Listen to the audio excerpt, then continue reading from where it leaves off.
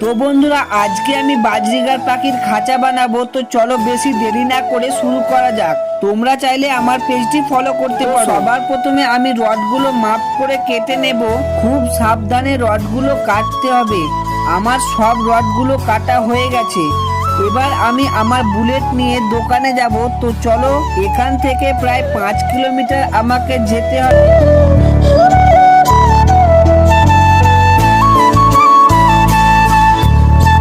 Finally আমি চলে এসেছি দোকানে। আমি এই দাদাকে সব বলে দিলাম কোনটার মাপ কোনটা, আর সেই মতো দাদা কাজ করছে। দাদা খুব সুন্দরভাবে মাপ করে ঠিক মতো ঝাল দিয়ে দিচ্ছে।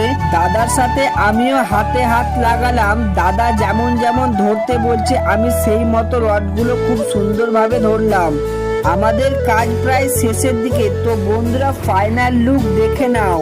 আর কালকে আমি নেট লাগিয়ে দেখাবো, সেটা দেখার জন্য আমার পেজটি ফলো করে নাও। আর আমার ভিডিও যদি তোমাদের ভালো লাগে তো একটা লাইক করে দিও।